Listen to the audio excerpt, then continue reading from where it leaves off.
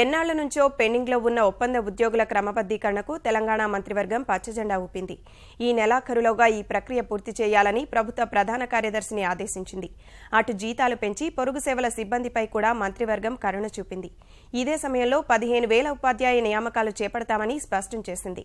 పదవీ విరమణ చేసే ఉద్యోగులకు వరాలు ప్రకటించింది.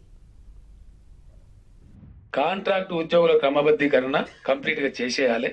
ఈ జనవరి నెలాఖరు లోపలనే కంప్లీట్ చేయమని చెప్పి కేబినెట్ చీఫ్ సెక్రటరీ గారిని ఆదేశించింది. 18,000 పైచీలు కొనాలనేది ఒక లెక్క ఉంది. ఉజ్జాయింపుగా కొంత ఎక్కువ తక్కువ కావచ్చు, మనకు వివరాలు రావాల్సింది. ఇప్పుడు ఏం ఆదేశం ఇచ్చింది కేబినెట్ అంటే, ఒకవేళ రూల్ ఆఫ్ రిజర్వేషన్ సరిపోను గనక ఈ రెగ్యులరైజేషన్ లో లేకపోతే బ్యాక్లాగ్ పోస్ట్ అంటే బీసీ తక్కువ అయితే బీసీలను, ఎస్సీ తక్కువ అయితే ఎస్సీలను, ఎస్టీలకు తక్కువ అయితే ఎస్టీలను దీనికి సరిపడేటట్టు ఆ రిక్రూట్మెంట్ కూడా చేసుకోవడానికి కూడా అనుమతి ఇవ్వడం జరిగింది.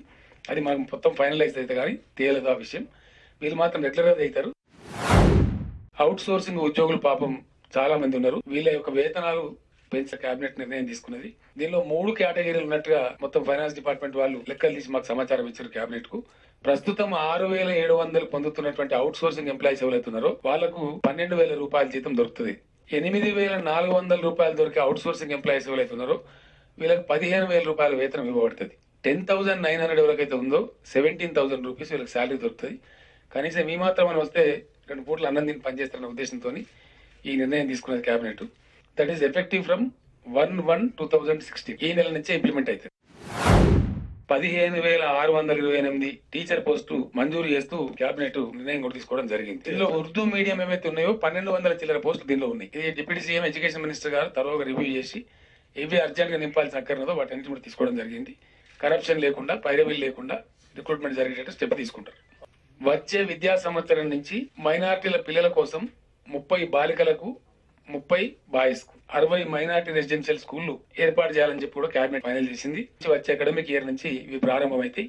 దీనికి సంబంధించిన టీచర్ల రిక్రూట్మెంట్ అంతా కూడా ఇప్పుడే స్టార్ట్ అవుతుంది. మైనార్టీ వెల్ఫేర్ డిపార్ట్మెంట్ సొంత అధికారులను కలిగి ఉండే విధంగా ఒక 80 పోస్టులను మంజూరు చేస్తూ యాక్షన్ తీసుకోవడం జరిగింది. ఇరిగేషన్ డిపార్ట్మెంట్ లో ఒక 108 పోస్టులు మంజూరు చేయడం జరిగింది. వరంగల్ ఎంజీఎం ఆసుపత్రిలో 147 పోస్టులు మంజూరు చేయడం జరిగింది. మహబూబ్ నగర్ లో అక్కడ ప్రభుత్వం తరపున స్థాపించేటువంటి మెడికల్ కళాశాలలో 462 పోస్టులు Mahabub Nagar government medical college కూడా మంజూరు చేయడం జరిగింది.